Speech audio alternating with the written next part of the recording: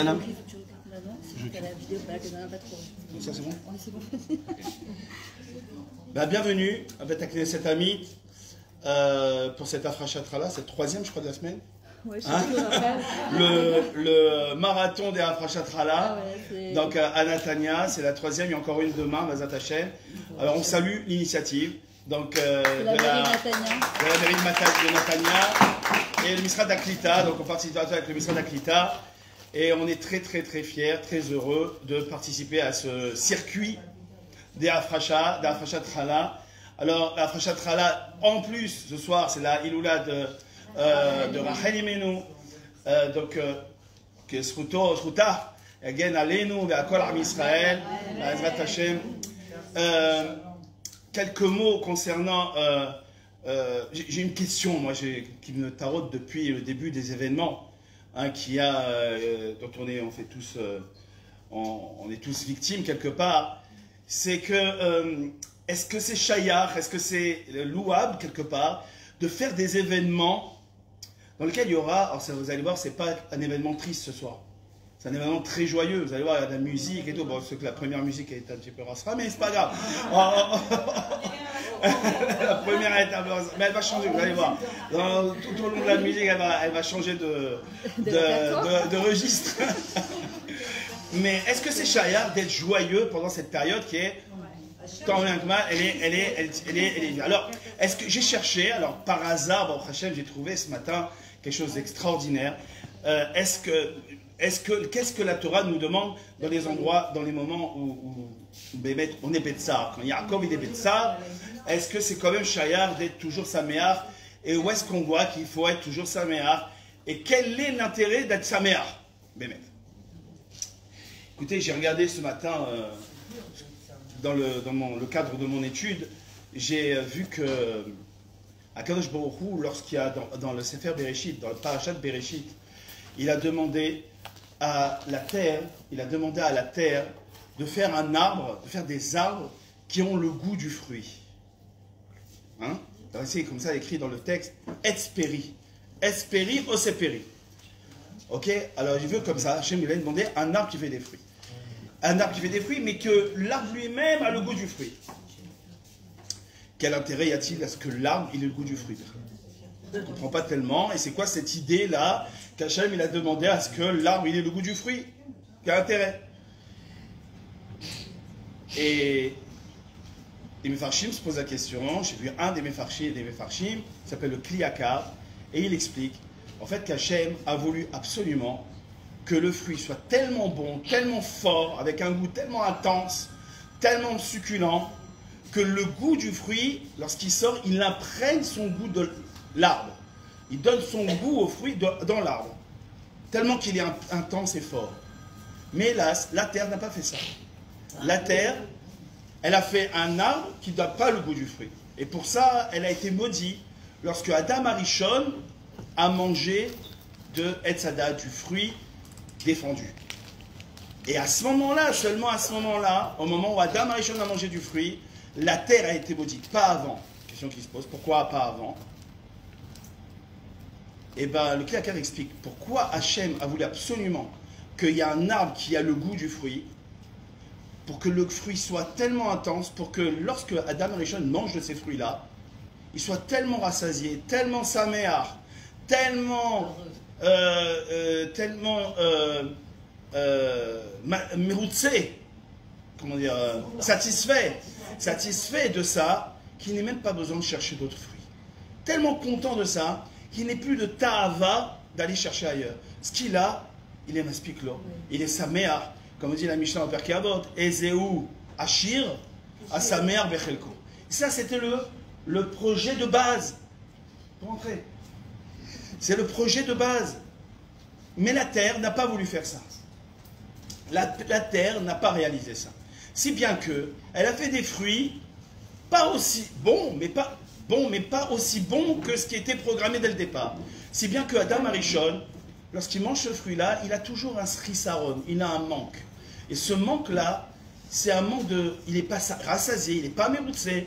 Fait qu'il a été chercher d'autres arbres à droite à gauche. Jusqu'à ce qu'elle tombe sur Chava elle-même qui tombe sur le Nachash, et qui tombe sur Etzadat, et il a mangé du Etzadat parce qu'il lui manquait quelque chose.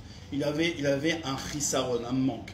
De là, on apprend un moussag extraordinaire. Quelqu'un qui n'est pas saméar, quelqu'un qui n'est pas méroutsé, quelqu'un qui n'a pas de satisfaction dans la vie, c'est une proie facile pour le Yetzer Hara.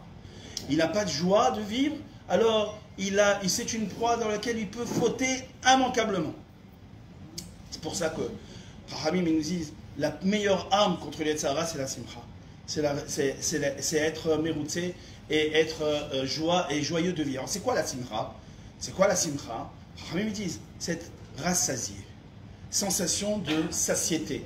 Yeshlikol, Yaakov Avinu, lorsqu'il rencontre Esav, il lui dit, Esav lui dit Yeshli Rav, j'ai beaucoup. Et Yaakov lui répond Yeshlikol, j'ai tout. C'est-à-dire quoi, j'ai tout, j'ai pas besoin de cadeaux, j'ai tout. Tout ce qu'Hachem me procure, c'est bien. Et donc voilà pour l'importance de ce genre de soirée, de ce genre d'événement. Juste un petit mot par rapport à Rachel Imenu, mais je termine et je laisse la parole à la rabbinite. Rachel Imenu, comme tout le monde sait l'histoire, elle a laissé les simanim à sa sœur, à Léa. Et donc, elle a toujours espéré se marier avec le tzaddik Yaakov Avinu. Hein, toujours, depuis qu'elle est petite, on lui a promis ton tzaddik, ton khatan, c'est Yaakov Avinu, tzaddik. Et elle se faisait une joie, depuis tout de suite, toute petite, de se lier au tzaddik. Le jour de la Hatuna, elle voit que Léa, sa sœur, sa grande sœur, elle est triste de savoir qu'elle va se marier avec le frère de Yaakov, le grand frère, qui n'a pas la même réputation que Yaakov Avinu. Et elle est triste pour elle. Et Lavan organise le mariage, son père, le mariage pour Léa, et elle n'hésite pas. Tout ça parce qu'elle a peur pour le kavod de sa sœur, parce qu'elle a peur pour son bien-être personnel. Elle était prête à être mevateret, j'aime pas trop ce mot, mais elle était prête à s'annuler quelque part pour le bien-être de sa sœur. Alors, je n'ai pas dit qu'il faut être mevater sur soi. On n'est pas au niveau de Rachel. On n'est pas du tout au niveau de Rachel, d'être mevater sur ce qu'on nous doit, on se doit. Mais il y a quand même une leçon à apprendre. Je vais juste vous apprendre une mara que j'ai appris ce matin, toujours dans le cadre de mon limoud. Une fois, Rabbi Noah Kadosh, Rabbi Yehuda Anassi, il a donné un cours. Comme moi je vous fais un petit cours là maintenant. Avec parmi eux, dans les Talmidim, des illustres Tanaïm. Des illustres, des Tanaïm, des Dolim. Et dans la salle, ça sentait l'ail. Ça sentait l'ail. Et vous savez que le Derech Eretz veut que... Le Derech Eretz, c'est que lorsqu'on va dans une salle, et surtout pour écouter un shiur, on ne mange pas d'ail avant de rentrer dans la salle. Parce que ça, comment dire, ça peut gêner. Ça peut gêner. Et donc, il a dit que celui qui a mangé l'ail, qu'il sorte de suite. Il sort tout de suite de la salle. Et il y avait parmi eux un qui s'appelait, c'est un illustre Tana, une bombe atomique de Chochma. Il s'appelle Rabbi Hiya. Rabbi Hiya, il s'est levé et il est sorti. Lorsque tous les élèves ont vu que leur camarade, Rabbi Hiya s'est levé, ils se sont tous levés et ils ont quitté la salle. Et Rabbi Yehuda, il est resté tout seul. Il n'a pas pu transmettre son shiur. Le lendemain matin, le fils de Rabbi Yehuda, Rabbi Shimon, Rabbi Yehuda, est venu voir Rabbi Hiya, il m'a dit, c'est toi qui as causé autant de tsar à mon père hier, c'est toi qui as fait du mal à mon père, il n'a pas pu faire son shiur comme il faut. Et il lui a répondu, de ma vie entière, je n'ai jamais mangé d'ail avant de rentrer dans une salle. C'est-à-dire que Rabbi Hiya, il s'est levé pour ne pas faire honte à celui qui a mangé de l'ail. Plus proche de nous, Chafetz Chaim, une fois il a invité un bachour de la yeshiva à manger avec lui Shabbat. Et sans faire exprès, il a fait tomber le cos de Yahin qui était en face de lui. Qu'est-ce qu'il a fait Chafetz Chaim? Il a fait tomber son verre aussi. Il a dit, oulaï que c'est la table qui est un petit peu bancale. Tout ça pour ne pas faire honte. Alors c'est quoi le hikar? Qu'est-ce qu'on apprend de là? Bien sûr, ne pas être mévater sur ce qu'on a, on nous doit. Pas être mévater sur ce qui m'intéresse. Mais Les fahot qu'on apprend de Rachel, qu'on apprend de ses gdolim, c'est d'essayer d'amoindrir la souffrance de l'autre. Même la petite gêne. La gêne, au moins, Gavada que le Bahor était gêné. Et bien, même après, il était gêné, parce qu'il a compris que l'Israël m'a fait.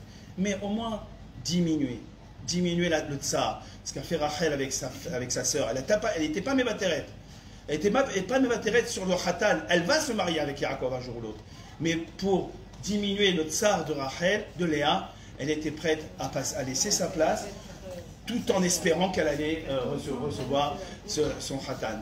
Yeratzon, Bezrat Hashem, que tous les petits efforts qu'on va faire, il va amener la Géoula, qu'elle va protéger les Chayalim, va protéger le Ham Israël dans le sud, dans le nord, et nous aussi, Bezrat Hashem. Alors chacun il met sa petite pierre, c'est une grande solidarité qu'il y a dans le Ham Israël, Baruch Hashem. Et Bezrat Hashem, on va la Géoula chez le Mar. Baruch Adonai Olam, Amen et Amen.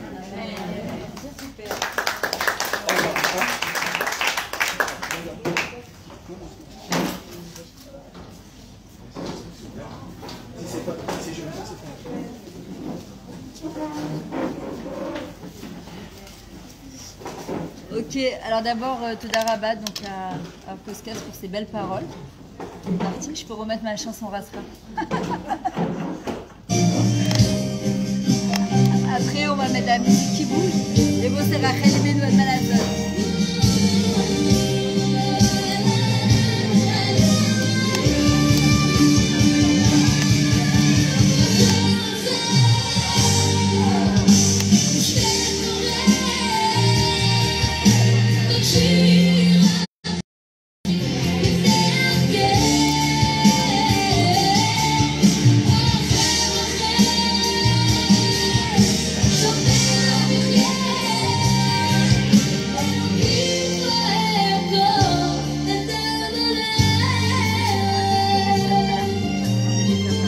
Pas mal qui sont déjà.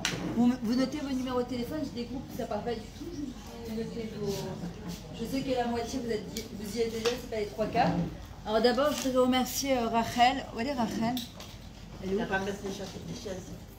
Elle est partie chez elle. Ah, elle est partie là? Non, ça va? Bonsoir. Bonsoir, ça va? D'abord, je voudrais remercier la mairie de Natania. La vérité, ils m'ont contacté vraiment, comme on dit, d'Akatishim, pour pouvoir faire tout ça à Frachatras, c'est le marathon là, au Hachem.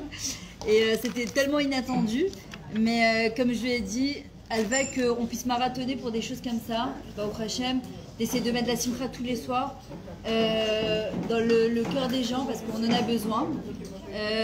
On a tous besoin de mamage, de sourire, de retrouver notre sourire, d'être gai. Et hier, d'ailleurs, il y avait des femmes qui étaient là, hier soir, et elles peuvent vous dire, au Hachem, il y en a plein qui sont arrivés, mais elles m'ont dit, on était déprimés. Et elles sont ressorties au Hachem avec beaucoup de simcha. Et j'en vois qui sont revenus d'hier soir. Et vraiment, kol hakavod lachem. C'est un kiff, mamage, c'est un kiff de vous voir. Rachel, merci beaucoup. Rachel, de m'avoir donné ce route, d'accord, de pouvoir faire, c'est Rachel. Voilà, c'est avec la mairie de Natania, avec Kalita. Vraiment bravo d'avoir organisé ça. Et surtout de m'avoir donné ce route-là, de pouvoir faire ça. Comme je disais la dernière fois à Yael et à Liora, vraiment, moi, c'est mon plus grand kiff, c'est quand on m'appelle pour faire un cours de Torah ou faire une afrachat chala, de savoir que, voilà, même si ça demande énormément d'énergie, parce que forcément, pour amener de la simcha, il faut soi-même être besimcha. Et parfois, même si tu n'es pas au top, quand tu donnes de la simcha aux gens, et ben, ça te rend toi-même ta simcha. Alors ce soir, c'est un très très grand soir, d'accord, puisque c'est Rachel Imenu. Et on ne peut pas débattre sur Rachel Imenu. On a parlé de vitour, alors c'est un mot que je vais utiliser plusieurs fois dans la soirée. Le vitour, c'est de l'abnégation. C'est faire place à. Ifchar les vaters à Rachel Imenu, on ne peut pas. Rachel Imenu, c'est Rachel Imenu. C'est ce que je disais à Rachel tout à l'heure d'ailleurs. Que Motzei Shabbat, bon, Bezrat Hashem, mon fils qui se marie dimanche, donc c'est vraiment le marathon. On a dû changer les salles, c'est vraiment le marathon. Et donc je passe Shabbat chez ma soeur à Choma. Donc je serai pas là, Claudine, à côté de toi. À Choma, voilà. Et parce que le mikveh de ma belle-fille est là-bas. Et une amie, très bonne amie qui était venue avec moi au Man, elle m'a demandé de faire le Afrachat Chala plus Rachel Imenu Motzei Shabbat. Je lui dis, je sais pas comment je vais faire ça. Je lui dis, je sais pas comment je vais faire, il y a le mikveh. Bon, il s'avère que le mikveh un peu plus tard, puisqu'on peut se tremper plus tôt, bref. Et c'est à 5 minutes de chez ma soeur. Je dis vraiment Rachel, il n'y a pas l'homme vatrim al Rachel Imenu. Ça va être le marathon forcément, puisque c'est ça, c'est passé au mikveh. Mais Baruch Hashem, quand on dit Navor, Simcha les Simcha, et que pour des belles choses comme ça. Alors, il faut savoir que Rachel, c'est un niveau qu'on ne comprend pas, c'est un niveau qu'on ne peut pas comprendre, mais Rachel, c'est pas pour rien qu'elle tombe toujours avec la paracha de Lech Lecha, avec Abraham Avinu. C'est pas pour rien qu'à cette période de l'année, où il se passe des choses vraiment, où tout le monde se dit où on va, qu'est-ce qui va se passer, les gens ont peur, Rachel, elle est là et elle nous rassure. D'accord? D'abord, il faut allumer une bougie, on va allumer les attachés à la fin, une bougie pour Rachel Imenu. Rachel, celui qui veut rencontrer Rachel Imenu dans sa vie, celui qui va avoir affaire à Rachel Imenu, il faut qu'on puisse faire 1/10, parce que Rachel, c'est Rachel, ce que je disais à la fille de mon mari tout à l'heure, elle me disait, ouais, ma prof, elle nous a raconté l'histoire de Rachel et là.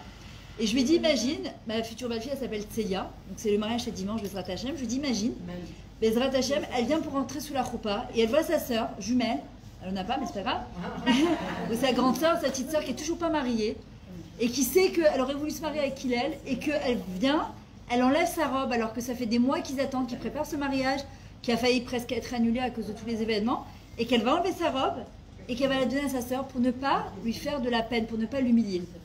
Et elle me regarde, elle me dit, elle me dit, c'est pas possible, c'est impossible de faire un truc pareil. Je lui dis, Nahon, c'est impossible. Il n'y a que Rachel qui a pu faire un truc pareil. Maintenant, qu'est-ce qu'elle nous apprend à Rachel? Hachem, il ne demande pas de faire ce qu'elle a fait Rachel. Jamais il demandera à quelqu'un de faire ce qu'elle a fait Rachel. Mais par contre, si on veut le shalom, une des choses qui amène le shalom dans le monde, et surtout dans cette période-là, pour donner de la force aux chayalim, que Bezrat Hachem, ils reviennent brim veshlemim à la maison. Que tous les chatoufim, que tous les otages, ils reviennent brim veshlemim. Que Bezrat Hachem, tous les psouim, tous les blessés, ils guérissent, surtout dans leur nefesh, pas seulement dans leur corps, surtout dans leur nefesh. Que Mamash, les loups nishma, tous ceux qui sont partis, et mon nom qui est Yaakov Roubanel, Bezrat Hachem, que tous ceux qui sont partis, alors on doit parfois arriver dans des moments de notre vie, bonsoir, on doit arriver dans des moments de notre vie où parfois tu n'as pas envie de l'évater, tu n'as pas envie de céder ta place, tu n'as pas envie, pourquoi ça serait moi? Je ne suis pas la pigeonne de service, d'accord? Mais c'est pas chez nous ça. Je ne suis pas une frayérite, en hébreu on dit, d'accord? Mais c'est pas chez nous ça non plus. Si on veut rencontrer Ima Rachel et donner de la force à ces chayalim, parfois on doit se dire, Machashou, qu'est-ce qui est important et qu'est-ce qui est moins important? Et si je veux pouvoir rencontrer Rachel Imenu et implorer Rachel Imenu que Bisruta, Akadosh Baruch Hu, puisse intervenir et rentrer dans notre vie, qu'est-ce qu'on doit pouvoir faire? On doit faire 1/10 de ce que Rachel elle a réussi à faire. Bonsoir, ça va, tu vas bien? C'est de faire 1/10 de ce que Rachel elle a fait, c'est-à-dire quoi? Les vatères. Que parfois tu as envie de répondre à ton mari, tu as envie de répondre à un gosse qui te saoule, à un adolescent, quelqu'un qui est dans une caisse de supermarché qui est en train de te prendre la tête, d'accord? Et que tu as envie de répondre, de se dire, tu sais quoi? Pour ces chayalim, pour ces chayalot, pour ces chatoufim, pour ces chatoufot, pour tous ces bébés, parce que pour tous ces gens qui sont partis parce qu'ils étaient juifs, alors je me tais. La Torah, le mot Torah, ce sont les mêmes lettres que Vitou, Vitour, Vitra, les vater. La Torah, elle nous donne des outils pour pouvoir les vater, pour pouvoir donner place à des choses qui sont beaucoup plus importantes. Mais attention, Rachel, elle nous apprend à les vater, mimakom chez le gadlout, d'un endroit de grandeur, pas parce que si par exemple je dis rien à mon mari, mais à l'intérieur je me sens comme un korban, comme une miskena, comme une victime, ça marche pas. Ça marche pas. Ce que ça fait, c'est juste une cocotte minute qui est en implosion, en explosion. On ne sait pas juste à quel moment ça va exploser, d'accord, de l'intérieur ou de l'extérieur. Non, la Torah nous apprend, elle nous donne les outils pour les vatères comme Rachel Imenu, d'Amakom de Gadlout. C'est-à-dire, je sais pourquoi et pour qui je fais ça. Et qu'est-ce qu'elle a fait, Rachel Imenu? Elle aurait pu dire, je suis désolée, Zivug Mina Shamaim, Yaakov, Rachel, Léa, Esav, Manik Shura, c'est pas de ma faute. Dans l'ordre des choses, Yaakov et Esav, ils sont jumeaux, Rachel et Léa, elles sont jumelles. Donc c'est qui le premier? C'est Esav, ensuite Yaakov, et Léa, ensuite Rachel. Elle peut dire, mais elle a le droit en plus, on lui aurait rien dit. Elle aurait pu dire, attends, moi c'est pas de ma faute, si je suis née en deuxième, donc moi, bonsoir Béni, tu veux dire quelque chose? C'est bon, ok. Donc elle aurait pu dire simplement, non, je suis désolée, Zivug Mina Shamaim, moi ma Géali maintenant, de marier avec Yaakov Avinu. C'est pas de ma faute, je suis désolée. Yaakov, il a craqué pour moi quand il m'a vu. D'accord? Il a travaillé 7 ans pour moi. Je vois pas pourquoi je devrais laisser ma place. C'est quoi la grande question que Rachel elle se pose et qu'on doit toutes se poser quand on est face à une situation? On n'a pas envie de laisser sa place, qu'on dit non, Maggie Alice, je suis désolée, c'est moi et je vois pas pourquoi je devrais me taire. Pourquoi je devrais? Elle dit qu'est-ce qu'Akadosh Baruch Hu il attend de moi? Qu'est-ce qu'Akadosh Baruch Hu il attend de moi? comment je peux être une source de nachat pour Akadosh Baruch Hu? Comment, bonsoir, ça va depuis hier soir? Bon, Hachem, kol hakavod, en tout cas vous êtes revenus. D'accord, qu'est-ce que Akadosh, il y a encore plein de chaises ici sur le côté. Hein. Qu'est-ce qu'Akadosh Baruch Hu il attend de moi? Qu'est-ce que Hachem il veut? Comment je vais être une source de nachat? Hein, il y a de l'eau et des boissons pour celles qui veulent, parce qu'il fait très très chaud. Ça va? Si vous pouvez partager la vidéo entre temps. Alors, c'est quoi l'inverse de la vatranout? Le vitour. Ça se rapproche, la akshanout, hein? Un peu kabdanout. Kabdan, quelqu'un qui est pointilleux, mais pas, voilà, makpil, mais pas pointilleux d'un bon côté. Merci beaucoup.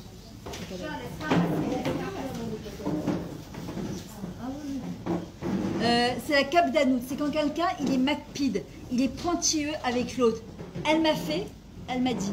Je l'ai invité, elle doit m'inviter. Elle m'a pas fait, donc je ne lui fais pas. Ça s'appelle la kabdanout. Hier, je leur ai expliqué, une des raisons pour laquelle le Beth Amikdash il a été détruit, c'est quoi?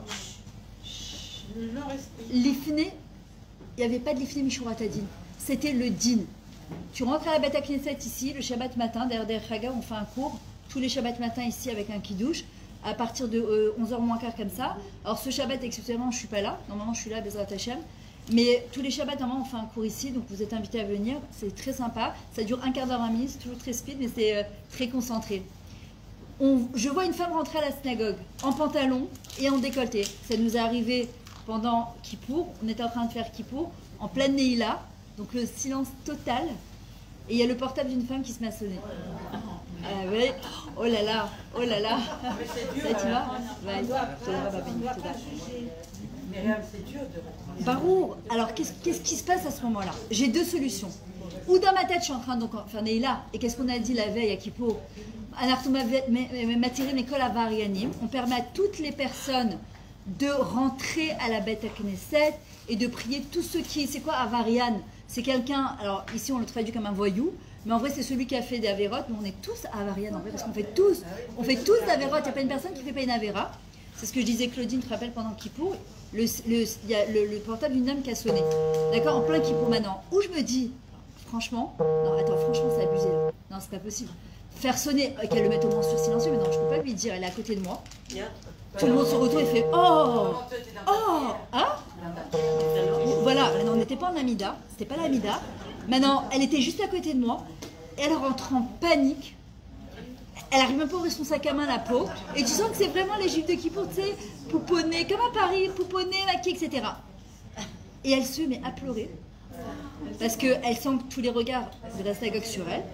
Maintenant, je peux être kabdanite en me disant, non, franchement, c'est abusé à Yom Kippour. Ou de me dire, attends, elle est venue quand même à la synagogue, avec son portable, oui, mais elle est venue à la Beth Knesset. Donc je l'ai embrassée, je lui dis, je pouvais même pas lui dire, j'ai pas le droit de lui dire, mets ton portable sur silencieux. Je lui dis, c'est pas grave, à col top. Après, elle s'est mis au bout de la Beth Knesset où il a ressonné encore une fois. Il a encore ressonné une fois. Aval ma la saute. Il y a des gens que j'ai connus, je me rappelle quand j'étais à Créteil, on allait prier au grand gymnase, le très grand Kippour, tu te rappelles? D'accord, et en vrai, je me rappelle des juifs de Kippour, elles arrivaient les fourrures et les bijoux, et parfumées, et le rouge à lèvres, et quelques années après, tu vois ces dames, Baruch Hashem, qui sont tête couverte, jupe longue, qui ont compris des choses dans la vie. Alors quand nous, Baruch Hashem, on est à un niveau de plus, on n'a pas à s'en enorgueillir.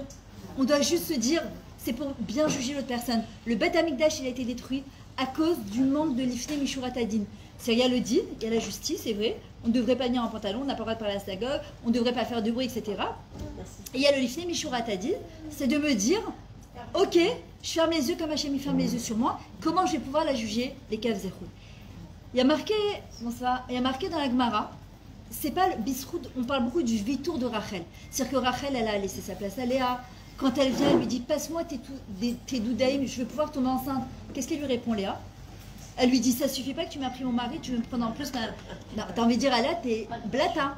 Maintenant, on parle de Ima Léa. Léa, c'est la grande Léa. Hein. C'est Tikkun Rachel, Tikkun Léa. Non. Alors, il y a plein de midrashim sur ça. Il y en a qui disent qu'elle n'était pas au courant que c'était Rachel qu'il devait passer en premier. Pourquoi? Parce que Rachel, dans sa grande humilité, elle lui a enseigné tous les simanim que Yaakov il lui a enseigné, c'est-à-dire Chala, Nida, Adlaka, Rina, ce qu'on appelle le aîné qu'on fait à une jeune fille. Elle lui a tout enseigné. Et elle lui a dit, quand tu viendras quand Yaakov va te prendre, tu lui passeras juste ces 3 simanim.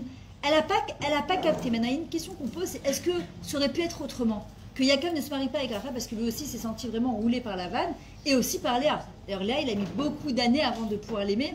Ça a été très dur pour elle parce qu'il était fou amoureux de Rachel. Rachel n'avait pas encore d'enfants. Léa avait des enfants, mais elle n'était pas aimée de son mari. Alors les Chachamim me disent non. Pourquoi? Parce que Esav a vendu sa Bechora, les droits d'aînesse à Yaakov. Donc en vrai, Yaakov devait se marier avec Léa quoi qu'il arrive. Maintenant, c'était quoi la force de Léa? Elle a pleuré. Léa a pleuré. Rachel n'a pas pleuré. Pourquoi? Elle dit Yafat toi, Yafat Maré. Elle est tellement belle, elle est tellement magnifique. Elle sait très bien que sur la place maintenant c'est avec Yaakov, qu'elle n'a pas pensé à demander. Et qu'est-ce qu'elle nous apprend, Rachel? L'agdim refoua la maka. De ne pas attendre qu'il y ait un Israélien qui arrive pour pouvoir demander. Non, elle vient. Qu'est-ce qui a marqué? Imevaka albanea. Elle pleure pas sur ses enfants. Imevaka. En hébreu, tu dis c'est quoi Imevaka? Elle nous fait pleurer. Elle nous rappelle qu'on peut tout obtenir dans la vie si on pleure en temps et en heure. Le problème, c'est qu'on attend toujours une fois que la chose est arrivée pour dire Ribbono Shel Olam, stop, on n'en peut plus. Stop, s'il te plaît, arrête Hachem. Et en vrai, le problème, c'est qu'on attend toujours. On a eu des mauvaises nouvelles, il y a eu des choses qui se sont passées. On devient un peu léthargique, malheureusement. Heureusement et malheureusement, parce que sinon, on ne supporterait pas tous ces tsarotes, c'est pas possible. Et Rachel, elle vient et nous dit, c'est quoi? Vous pouvez obtenir comme Léa énormément de choses en pleurant en temps et en heure. Quand je dis pleurer, c'est pas pleurer de rasra. C'est pas forcément pleurer de rasra, c'est demander. Parce que la seule porte qui n'a jamais été fermée, c'est la porte des larmes, la porte de la tchila. Cette porte-là, elle restera toujours ouverte jusqu'à Biat HaMashiach et Bezrat Hashem qu'il arrive rapidement. Il y a marqué dans la Gemara, il n'y a pas marqué Bisrout à Vitour chez Rachel. Il n'y a pas marqué par le mérite du Vitour de la Vatranou de Rachel, l'abnégation de Rachel. Il y a marqué Bisrout à Tsniout chez Rachel. La Tsniout de Rachel, ma Kesha. Non. Elle a été mévatérette, non. La tsniout d'une femme, elle n'est pas seulement dans son habillement. Et des fois, il y a des femmes qui ont super sanois. Elles ont 300 deniers sur elles, 40 foulards sur leur tête. C'est dans la parole. La tsniout, il est dans le comportement d'abord. La tsniout, elle est dans la pénémie du Ben Adam, l'intériorité du Ben Adam. Je peux être la plus sanois du monde, mais la manière dont je vais juger une personne, la manière dont je vais regarder la personne, la manière dont je vais la regarder de haut, si je ne la regarde pas, mais Gova Enaim, je me sens plus que l'autre, ça manque de tsniout. Et Rachel, elle nous l'apprend. Rachel, elle est plus belle que Léa, elle est plus intelligente que Léa, mais pourtant c'est Léa qui va tout avoir. Et elle nous dit, Bisrout, tsniout chez Léa. Pourquoi? Parce que quand Léa va venir, elle va lui dire, ça suffit pas que tu m'as pris mon mari, elle est Betsahar, Léa. Elle sait que Yaakov, il aime Rachel beaucoup plus qu'elle. Rachel, Ishatka, elle se tait. Et c'est pas le moment où elle aurait enlevé sa robe de mariée que tu pourrais dire waouh, mais c'est quoi ce massé énorme? Comment elle a fait un truc pareil? On dit non, c'est pas à ce moment-là qu'elle va devenir Rachel. C'est quand justement Léa, elle va venir lui dire ça suffit pas que tu m'as pris mon mari, qu'à ce moment-là elle a envie de dire non mais attends, tu plaisantes, je t'ai laissé la place, j'ai attendu 7 ans. Ishoteket, elle se tait. À ce moment-là, on dit que c'est par le srout de Rachel, ce qu'on appelle l'ivlom et tapé. Fermer, c'est pas fermer sa bouche et être comme une cocotte. Non, c'est retenir sa bouche. En hébreu, quand on dit freiner dans une voiture, comment on dit l'ivlom? L'ivlom. Hachem tolé eretz al blima. Hachem, il dit à Yaakov, Avinu, quelqu'un qui a cette force de se taire au moment où il reçoit une humiliation, au moment où il a envie de répondre, au moment où il a envie de s'énerver. Et il se tait. Mais il se tait pas comme une miskena parce qu'on n'a pas de répondant ou parce que non, il faut se taire parce qu'on nous a appris. Non, parce que j'ai Hachem en face de moi. Et je me dis à Kadosh Baruch Hu, c'est pour toi que je me tais. C'est pour toi, Hachem, que je me tais. J'ai pas envie de me taire là, tu vois. Mais pour nos Chayalim, je me tais. Pour que nos Chatoufim rentrent à la maison, je me tais. Pour que ta maison soit reconstruite à Kadosh Baruch Hu, je me tais. Et ça, c'est la grandeur de Rachel. On voit que chaque fois qu'il y a eu des xérotes dans l'âme Israël, Abraham, Yitzhak, Yaakov, Aaron, Moshe, Yosef, tout le monde intervient. Et Hachem, il écoute personne. La seule personne qui l'écoute, c'est qui? C'est Rachel. Et il vient, il dit à Rachel, Rachel, il dit à Kadosh Baruch Hu, Nachon, ils ont rentré de l'idolâtrie dans ton Beth Amikdash. Ils ont rentré de la Vodazara dans ton Beth Amikdash. Echnisu et Sarah, Betor Beth Amikdash à Kadosh Baruch Hu. Elle dit, Vani, Lo ichtatsi et tsarati betor beti. Et moi, j'ai pas fait rentrer de la tsara. J'ai laissé la place à ma sœur Léa alors que j'attendais Yaakov. Elle dit, moi, j'ai pas accepté Akadosh Baruch Hu. Moi, je suis un bassar vadam, je suis de chair et de sang. Moi, j'ai accepté. Toi, t'acceptes pas. Alors, toi, Akadosh Baruch Hu, tu dois donner l'exemple. Faut pouvoir parler comme ça à Hachem. Mais c'est Rachel. Et ça, c'est la grandeur de Rachel, la proximité avec Akadosh Baruch Hu. Hachem, il dit, pour Rachel, j'accepte. Pour Rachel, j'accepte. Il y a une aide d'allumer pendant 40 jours d'affilée, une bougie, les Nushima de Rachel, et de mettre une pièce de tzedaka, il y a une fila qu'on fait. Il y a plein de gens qui ont raconté qu'ils ont eu de mamage des yeshuot énormes. Énormes. Pendant 40 jours, d'essayer de faire ça à Bezrat Hachem. Hein? Ce soir, ouais, à partir de ce soir. Maintenant, je vous rassure, parce qu'il y en a qui me disent, oh là là, j'étais au 38e jour, et j'ai loupé, et tout ce que j'ai fait, c'est pour rien. Il n'y a rien que pour rien. C'est une zgoula, d'accord? C'est pas une halakha, c'est une zgoula. C'est-à-dire qu'Akadosh Baruch Hu nous dit, même si tu le fais pas, je peux te donner. On fait ishtadlout. Après, on peut se mettre à réveil pour ne pas oublier. Mais il ne faut pas les ival, c'est-à-dire que si on oublie à Koltov, vous avez baissé la gamme. Le Rav Avraham Leib, regardez ce qu'il dit. C'est quoi le vitour? C'est quoi la définition du vitour? Il dit le vitour, Zek shemagi ali mashu. Je vais vous le traduire. Vani mevateret elze. Vani meachuz sodeket. Vani mevateret. Il dit c'est quoi le vitour? C'est cette place, elle m'est due. C'est pour moi. C'est pour moi. C'est pour moi. C'est pour moi. Et je suis mevateret. C'est-à-dire je laisse ma place quand même, alors que j'ai 100% raison. Le vitour, c'est pas quand j'ai 30% raison et que non, j'ai tous les droits. J'ai tout. Srouti, qu'est-ce qu'on dit? Srouti, c'est mon droit de. Hachem me dit oui, je sais. Mais qu'est-ce que tu veux maintenant? Être sodéquette, tu veux avoir raison, ou tu veux rencontrer Rachel Imenu dans ta vie? Et si tu veux rencontrer Rachel Imenu dans ta vie, alors on est obligé parfois, en fait, de reculer. Et qu'est-ce qu'elle fait Rachel? Elle aurait dû être à l'Alabama. Elle aurait dû être sur une estrade. Ça aurait dû être la Rachel, le mariage de Rachel et Yaakov. Et elle va laisser sa place. Elle se fait toute petite. Hachem lui dit, tu t'es fait toute petite, moi je vais te faire très très grande. Parce que la seule Iloula, on a lu une bougie pour Léa, mais la Iloula de Rachel, c'est des milliers et des milliers et des milliers et des milliers de personnes, et qui viennent parfois même de Chutz-Laret, tellement Rachel elle est grande. D'accord? Quand une personne, elle se fait petite, l'irvod Akadosh Baruch Hu, Akadosh Baruch Hu, il l'a fait très grande, l'irvodo. Il y a marqué dans le Pirkei Avot, Mishevatel et Retzono neged Retzoncha, Hashem yevatel et Retzon acherim neged Retzono. Celui qui annule sa volonté pour la volonté d'Hachem, Hachem il annulera la volonté des autres pour sa volonté. Je vous donne un exemple. Parfois avec nos enfants, on galère. Tu leur dis, pourquoi tu fais ça? Mais je ne comprends pas pourquoi. Et le gosse, il veut rien savoir. D'accord? Parfois, il faut vérifier sa relation avec Hachem. Parfois, Kadosh Baruch Hu, il nous attend. Parfois, il attend que nous-mêmes, on soit mévatères sur quelque chose, qu'on fasse sa volonté. Et je l'ai vu plein de fois. Quand tu fais sa volonté, Irvodo, Hachem, il fait que tes enfants, ils feront ta volonté, Irvodo aussi. Il y a des fois qu'Akadosh Baruch Hu, il nous attend. Il attend qu'on se mette un petit peu en arrière. Qu'est-ce qu'elle nous apprend encore à Rachel Imenu? Elle nous apprend la savlanout. La achos besavlanout. S'accrocher à la patience. Le mot savlanout, ça vient du mot aussi sauve-lanout. C'est quoi la sauve-lanout?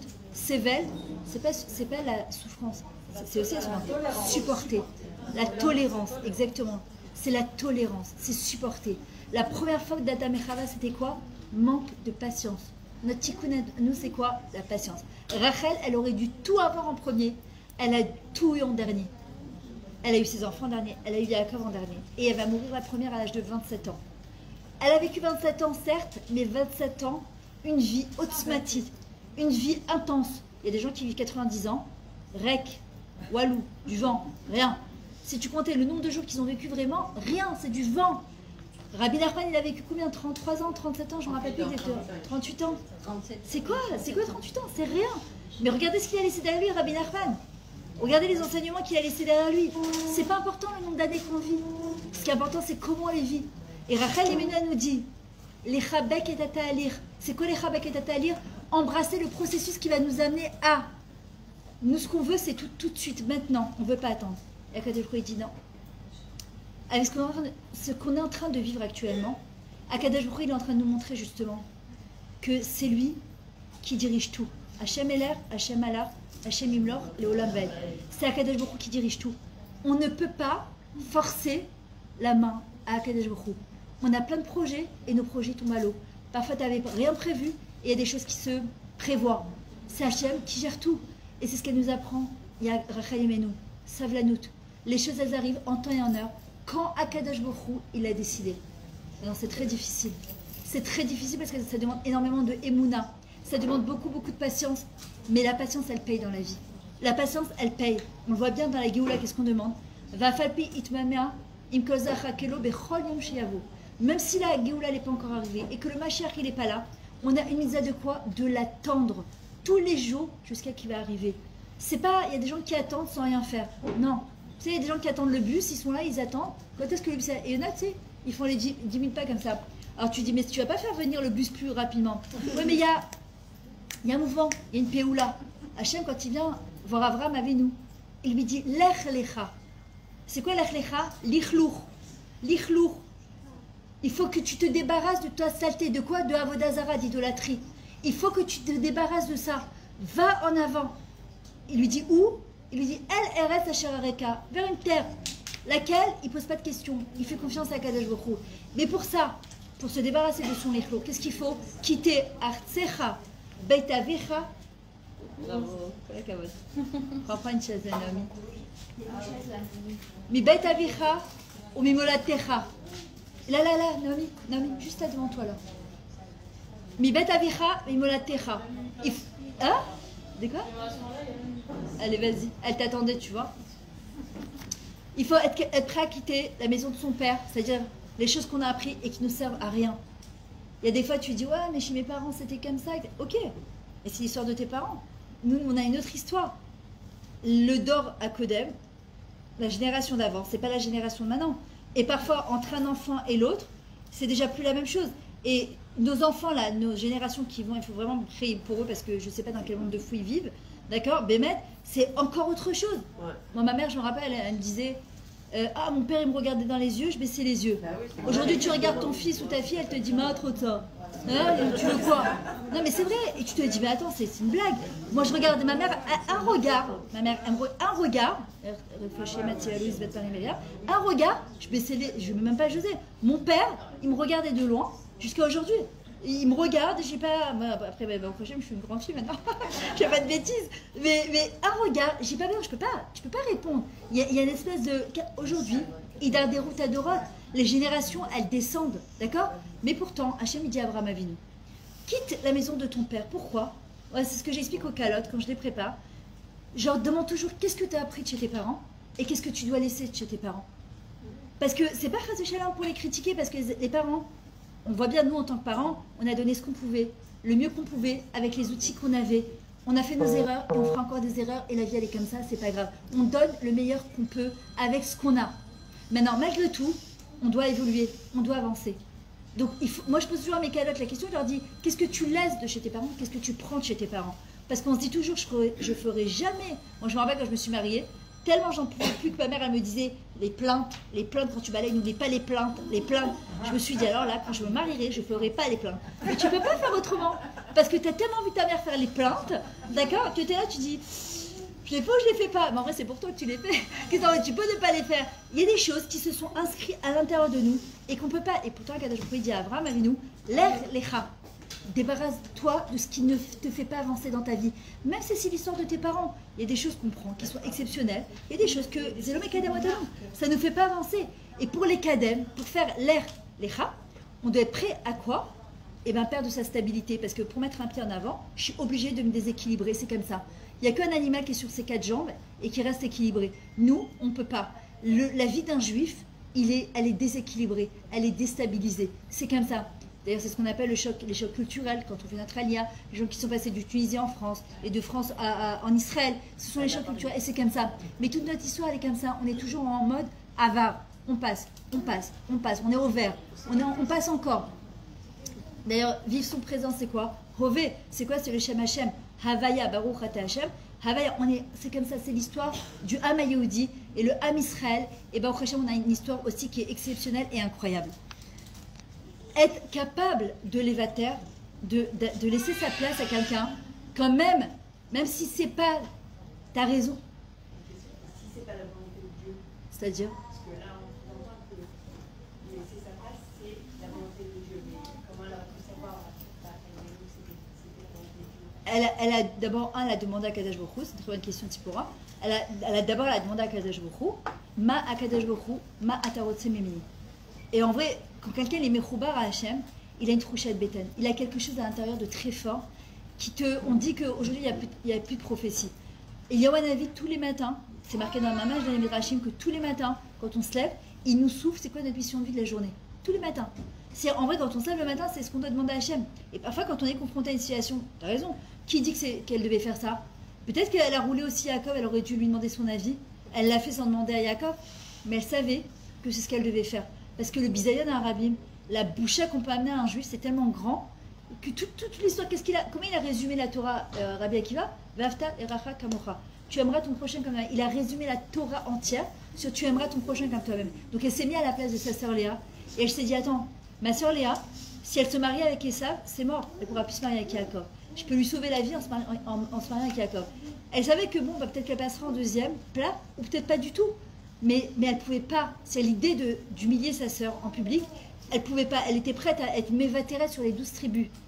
Et sur Yaakov Avinu, mais plutôt que sa sœur, elle est parente. En vrai, quand quelqu'un, Bémet, il est Mechoubar à Hachem, et on se doit te poser la question. Hachem, Ma Atarotse Memeni. Qu'est-ce que tu attends de moi? Qu'est-ce que je suis censé faire maintenant? C'est vraiment la question qu'on doit se poser tout le temps. Maintenant, les vatères, c'est du chesed. Or, aujourd'hui, qu'est-ce qu'on a besoin? Olam, chesed, ibané. Le monde, il sera reconstruit par le chesed. Faire les vatères à quelqu'un, c'est sauver un monde entier. On doit comprendre qu'on sauve un monde entier. C'est pas seulement nous.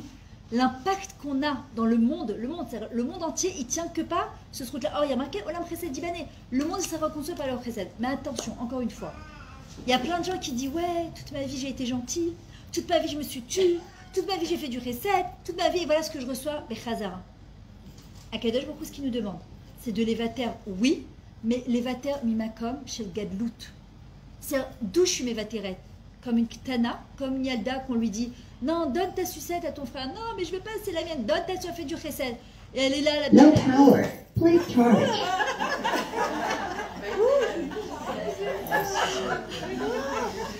Je suis désolée. No power. Please charge. Mais oui, pourquoi? Pourquoi? T'as rien demandé? Et No power. Please charge. je me demande s'il ne faut pas que je le branche. Peut-être un téléphone qui en... Je rallumerai au moins la musique parce que. Ah, mince. C'est pas bon, on le fera au moment de la fraîche. Là maintenant? Alors venez, on fait. De quoi? Elle a dit. Ah, 8h, oui, c'est vrai. Alors venez, on le fait. À 8h30. 8h30, on a loupé là, non? 8h30 israélienne? Alors venez, on le fait maintenant, c'est pas grave. 8h30. Alors venez, on le fait maintenant, c'est pas grave, c'est jamais perdu. Hein. Alors venez, on fait Shema Israël, Adonai Eloheinu, Adonai Echad, Baruch, Shem Kevod, Malkuto, Leolam, Vaed. Ezrat Hashem, que par le srout de ce schéma, par le srout de Rachel, par le srout que vous vous êtes toutes déplacées, Ezrat Hashem, qu'on n'est que des Yeshua pour l'âme Israël. Maintenant, ah voilà, merci. J'adore les schémas, elle suit bien là. Voilà, exactement. Il y a des fois, on est trop. Ah, mais les gamrés. C'est pour ça que je dis un vitour de Macom chez le Gadlout. Voilà, avec son mari, avec ses enfants, avec parfois ça peut être avec sa belle-mère, son beau-père, une collègue de travail, son boss. C'est le méchant, c'est-à-dire que on doit savoir. Alma levater, alma lo levater. Il y a des fois, le Rabbi Avakrish, d'ailleurs, il en parle, il dit parfois, il faut être nachouche. Il dit parfois, c'est l'onachon de levater. Mais il y a des fois, c'est l'onachon. En fait, on doit se poser la question. Au moment où on est mevater, en vrai, d'abord, pourquoi je suis mevater? Est-ce que je le fais pour Hachem ou c'est pour les ratzot et Hachéni? Pour trouver grâce aux yeux des autres? Parce qu'il y a des fois, tu vois, tu as tous les yeux sur toi, parfois, et en vrai, tu te dis, alors, je fais quoi là maintenant? Tout le monde te regarde. Je me tais ou je me tais pas? Je le fais pour Hachem ou je le fais parce que pour qu'on dise que je suis quelqu'un de bien? D'accord? Mais après, qu'est-ce qui va se passer? C'est après coup. Mais pourquoi je fais ça? Mais pourquoi j'en ai marre? C'est toujours Hachem, il dit non. Je veux que tu sois Mévateret, ma makom de Gadlout. Parce que quand quelqu'un il est Mévater dans makom de Gadlout, c'est-à-dire que quand parce qu'il comprend qu'il est grand, qu'elle est grande la personne, elle grandit en même temps que son vitour. Ça fait mal, très mal de Lévater. Vous croyez qu'elle n'a pas eu mal, Rachel, de laisser sa robe de mariée à sa sœur Léa? Mais quoi, elle a eu mal? Elle a eu super mal. Aval, elle sait pourquoi elle le fait. Lévater, c'est pas qu'il doit, je suis Mévater. Non, quoi, lui? Pourquoi elle l'a fait? Hein? Pourquoi elle l'a fait? Pour ne pas humilier sa sœur. Pour ne pas humilier sa sœur. Parce qu'elle était plus grande. Voilà. Voilà, c'est ça. Exactement. C'est des jumelles. Alors voilà, Akadosh Baruch Hu, il ne demande pas d'être Rachel. Il nous a jamais demandé de faire ce que Rachel elle avait. Il nous demande de faire et Sarah de ce qu'elle a fait, de se dire, nous on est dans des situations parfois qui sont plus petites, mais qui sont grandes pour nous quand même, que ça nous demande vraiment un grand vitour. Et là, je vais vous raconter une histoire. Il y a quelques années de ça, il y avait une bar mitzvah qui devait être faite dans une Beth Knesset. Imaginez, voilà, on est dans la Beth Knesset donc de Hamid. Il y a un monsieur Cohen qui doit faire la bar mitzvah de son fils. Il appelle le gabay. Il lui dit, s'il vous plaît, vous réservez la paracha de Shoftim, Mishpatim ou Shoftim, je ne me rappelle plus, le Mishané, de mon fils. Note, qui n'est pas de Fadichot, hein, tu notes. Oui, t'inquiète pas, je te note. Ça va. On arrive paracha Shoftim, tout le monde il est beau, tout le monde il est en tenue de habillé. On arrive à la Beth Knesset, le petit il est préparé depuis des mois, il s'est préparé à la bar mitzvah. Et là, monsieur le gabay, il voit monsieur Cohen rentrer et il se rend compte qu'il a complètement gaffé. Il se rend compte qu'il a pris une autre bar mitzvah et que l'autre il était en voiture et qu'il a oublié de marquer monsieur Cohen. Et là, panique à bord, il se dit comment on va faire? On doit lire le Sefer Torah, qu'est-ce qui va se passer? Comment on fait? Il va voir monsieur Cohen, il lui dit monsieur Cohen, je suis désolée, c'est moi qui suis responsable, je ne sais pas quoi vous dire, il y a une autre bar mitzvah, on fait quoi? Et là, monsieur Cohen, il lui dit laisse-moi 5 minutes. Il va voir son fils, il lui dit écoute mon fils, Akadosh Baruch Hu, écoutez cette histoire, elle est trop belle. Il lui dit Akadosh Baruch Hu, il nous invite à faire une mitzvah énorme. Tu n'es pas obligé mon fils, ça fait des mois que tu te prépares à ta bar mitzvah, c'est ta fête, ou bien tu as une autre possibilité de pouvoir grandir. Alors il lui dit quoi papa? Il lui dit voilà, regarde, je te promets que si tu laisses ta place au petit, tu le laisses à sa bar mitzvah, la semaine prochaine, je te referai une bar mitzvah que pour toi, et tu prépareras la première ou la deuxième montée. Seulement si tu es d'accord. On ne peut pas les chayer un enfant parce qu'il n'a pas le da'at que nous on a, il n'a pas les mêmes capacités qu'on a. Et le petit l'accepte. Il va voir le gabay, il lui dit tu dis rien, tu fais rien, tu laisses le bar mitzvah à kol tov. Il y a le kidouche, tout se passe bien, etc. Passe quelques années. Le fameux bar mitzvah, il grandit. Sa mère, que Dieu préserve, elle tombe gravement malade. Elle est hospitalisée. Et dans l'hôpital dans lequel il se trouve, ça va, t'inquiète pas, tout va bien. Alors attendez, je ne me rappelle pas le nom du Rav, une seconde. Une seconde.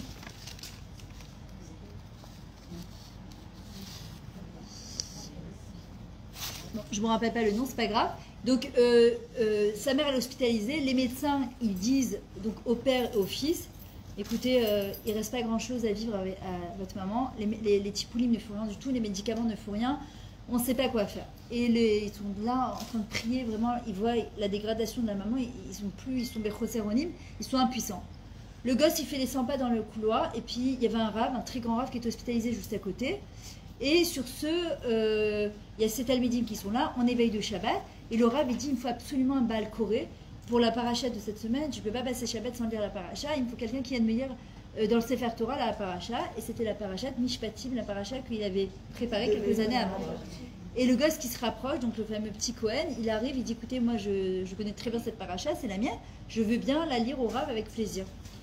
Et il la lit très très bien au rave, et le rave il est tout mabsout, il est content, il lui dit, qu'est-ce que tu fais là mon fils? Il lui dit, ma mère elle est hospitalisée, elle est gravement malade, ils n'arrivent pas à trouver de réfoua, de faute, on ne sait pas quoi faire. Il lui dit, écoute, dimanche j'ai un professeur privé très réputé qui vient, je vais l'envoyer pour te remercier, et on verra Bezrat Hashem ce qu'on peut faire. Le professeur arrive dimanche matin, regarde le dossier de Madame Cohen, et il se rend compte que les médicaments qu'il lui donnait étaient catastrophiques, ils étaient en train de la tuer à petit feu. Il change le tipoule, la mère, elle guérit. Elle rend tout au monde dans l'ordre. Il y a des fois, on fait un vitour sur le moment. on ne voit pas les résultats de manière immédiate. Et on se dit, mais Hachem, mais pourquoi? Mais pourquoi moi maintenant? Hachem nous invite à grandir en permanence. Il faut savoir qu'Akadosh Baruch Hu n'oublie personne. Quand on a fait un Maasetov, quand on a fait un Maasetov, qu'on a fait une bonne action, si même on ne voit pas les résultats de manière immédiate, de toute façon on ne doit pas attendre de résultats en vrai de ça, sachez que parfois c'est 1 an, 2 ans, 3 ans, 10 ans, 15 ans après qu'on voit les résultats. Nous parfois on ne fait pas forcément, c'est un puzzle la vie. Akadosh Baruch Hu sait exactement chaque crédit où il va. Et Akadosh Baruch Hu n'oublie personne. Quand on a fait un vitour de quelque chose, pour Akadosh Baruch Hu, l'irvod Akadosh Baruch Hu, un jour, on verra les résultats. Et si ce n'est peut-être pas pour nous, ce sera pour nos générations à venir. On a besoin de srouyot, on a besoin de mérite. Nos soldats, ils ont besoin de mérite. Nos khatoufim, ils ont besoin de mérite. Et parfois, on se prend la tête pour des bêtises. Et parfois, pour des choses qui sont plus graves. Et parfois, c'est sur des choses que t'en peux plus, t'as pas envie. On doit toujours demander à Akadosh Baruch Hu, Ma, Ata, Rotse, Mimeni. Comment je peux être une source de nachat pour toi, Akadosh Baruch Hu? La deuxième histoire que je vais vous raconter, c'était une jeune fille qui rentre dans une usine pour travailler. Elle est très très mourchirette, très... comment on dit mourchirette? Merci Naomi, qualifiée. Très intelligente, très qualifiée. Et évidemment, elle est reçue tout de suite. Elle fait rentrer sa cousine qui est mariée, qui a 4 enfants, qui galère au niveau de sa parnassa. Elle lui dit, viens avec moi, je vais essayer de te faire rentrer. Il l'accepte. Et en fait, son boulot lui ramène pas suffisamment d'argent. Donc la jeune fille va voir la patronne et elle lui dit, s'il te plaît, moi ça me dérange pas, je suis habitée encore chez mes parents, donne-lui ma place, ça me dérange pas de gagner quelques milliers de shekels en moins, j'ai pas besoin de tout cet argent pour le moment. Et elle lui dit, oui, mais elle lui dit, c'est pas grave, je vais l'aider, t'inquiète pas, je suis là, c'est ma cousine, je vais pouvoir l'aider. La patronne, elle est... Ouais, elle dit, c'est pas possible, on voit un truc comme ça, normalement tu penses qu'à ta part, quoi. C'est moi, c'est mon argent, mon truc. Elle va voir son mari et elle lui dit, regarde, je pense que j'ai trouvé la femme qu'il faut pour notre fils. On va lui proposer un chidour. Elle lui dit, parce que une jeune fille qui est capable, à l'époque, vous savez comment ils vérifiaient le niveau des gens quand on voulait choisir un bachour ou une bachoura, c'était dans des situations comme ça, où ils étaient face à des vitourim, parce que quelqu'un qui est capable de l'évater comme ça, ça fera de lui un bon mari, ça fera de lui une gentille femme. Et elle est partie voir la petite jeune et lui a dit, écoute, j'ai une proposition à te faire. J'ai été complètement bouleversée par ta gentillesse, par ton grand cœur par rapport à ta cousine. J'ai un fils à marier. Est-ce que tu veux bien faire un chidour? Elle dit, ouais, je perds rien. Ils se sont mariés. Elle a laissé ses quelques milliers de shekels, elle a récupéré une usine entière. Akadosh Baruch Hu, il n'oublie personne. Quand on fait les choses, attention, pas dans la cabane de se dire, ah, c'est sympa cette histoire, peut-être que si je vais faire ça, alors je vais avoir ça. Non, netto, les Shem Shamaim. Après, il y a des fois, c'est pas les Shem Shamaim au début, mais on tend à ça, on a envie de ça, on a envie de faire plaisir à Hachem. Alors parfois c'est difficile, mais on ne perd pas en faisant du bien à Akadosh Baruch Hu, on fait du bien au monde, d'accord? On fait du bien au Ham Israël. On ne peut pas perdre que de faire du bien au Ham Israël. Qu'est-ce qu'elle nous apprend encore, Rachel Imenu? On a dit la savlanout. Avodat à la midot. On est venu sur terre pour la avod à la midot. Nous on se dit, ouais, moi c'est pas ce que je voulais dans ma vie, c'est pas ce que j'avais choisi, moi j'ai rien demandé. Moi j'avais pas demandé que ce mari me fait comme ci ou comme ça, que ses enfants me font comme ci ou comme ça. Moi j'ai pas demandé de galérer comme ci ou comme ça. Il y a ce que moi j'avais prévu, il y a ce que Hachem il a prévu. Et en fait elle nous dit, Rachel Imenu, t'as tes plans, Hachem il a les siens. On est venu sur terre pour la avod à Akadosh Baruch Hu, pour les dabek à Akadosh Baruch Hu, pour servir Hachem et de s'attacher à lui. Comment? C'est avodat à la midot. Parfois c'est extrêmement difficile. Parfois t'as pas envie. Et encore une fois, Rachel nous apprend, elle dit, comment on fait? Hachem, qu'est-ce que je suis censée faire maintenant? Qu'est-ce que je fais maintenant? Une fois je me souviens, je parlais avec mon fils, j'avais déjà raconté cette histoire. Je parlais avec mon fils, le grand. Il y a très longtemps, j'habitais encore à Beta, on était dans la cuisine, c'était un jeudi soir. Et il était, je sais pas, à minuit, 1h du matin comme ça. Et j'étais en train de cuisiner, puis d'un coup il vient.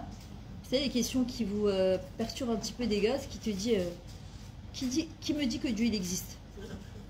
Alors il est seulement 1h du matin, d'accord? Alors je lui dis, et je commence à parler avec lui. Et là, il commence à vouloir me prouver. Maintenant, il a fait Yeshiva Gdola, c'est un garçon, Léanara, c'est un gars en Torah, Mamash, c'est un gars en Torah.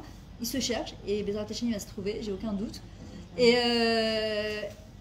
on commence à discuter, et je sens que ça commence à monter les nerfs, tu vois, quand tu sens que, en fait, tu parles avec ton gosse, Et en fait, pourquoi? Parce que ça te fait peur.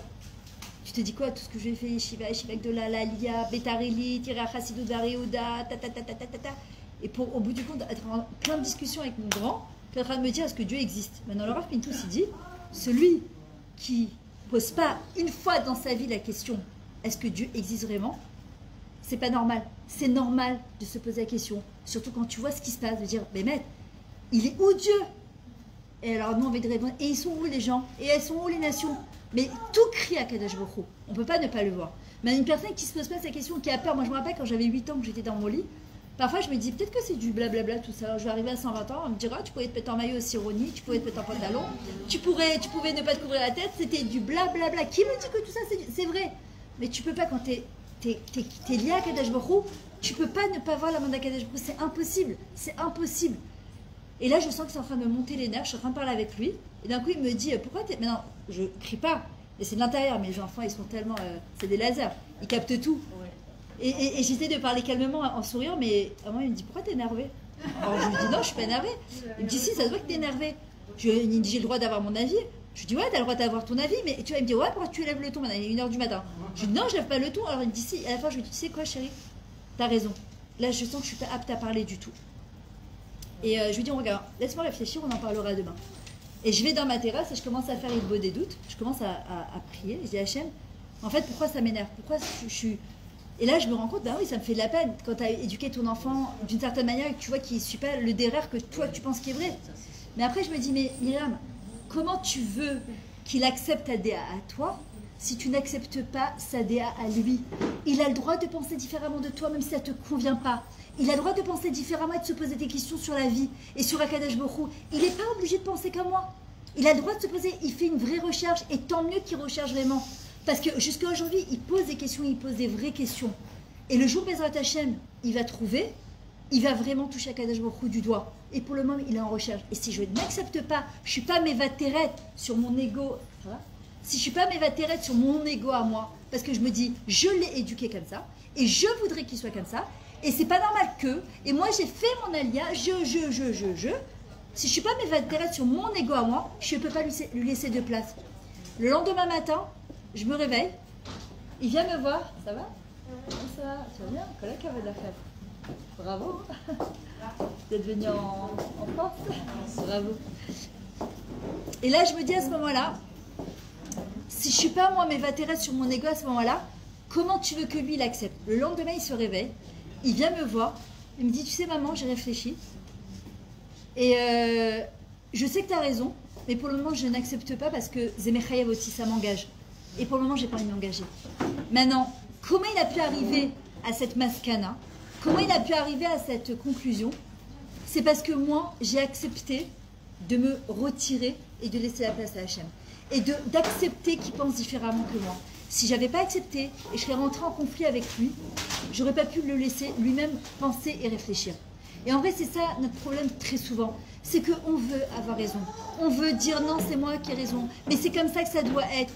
On veut tout de suite, vous savez, écouter l'autre. C'est ce qu'elle a fait Rachel Imenu. Elle a écouté avec son cœur, pas avec son oreille. Parfois, on écoute avec... Non, mais moi, je sais.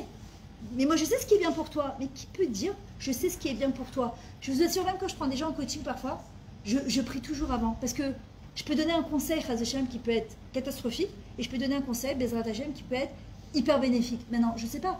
Parce que donner un conseil, c'est prendre la place d'Hachem au moment où je vais le donner. D'accord? Aider une personne à trouver son derrière, c'est prendre la place d'Akadosh Baruch Hu. Mais moi, qui je suis pour prendre la place d'Akadosh Baruch Hu? Alors non, je demande à Hachem qui me donne la Etza Nechona pour pouvoir justement diriger ou donner les outils à la personne qui est en face de moi. Qu'est-ce qu'elle nous apprend encore? Rachel Imenu. Rachel, elle a appelé la Shrina, la présence divine.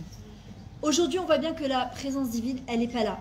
Akadosh Baruch Hu, il n'a pas de maison, il n'a pas son troisième Beth Amikdash, d'accord? Et c'est ce qu'on demande à Bisroud Rachel Imenu, qu'Hachem y reconstruise, Bezrat Hachem le Beth Amikdash. Maintenant, on voit qu'elle pleure. Rachel, c'est la malchoute. Rachel, c'est la bouche, Koach Hadibour, c'est la beauté de sa bouche, la beauté d'avoir su se taire.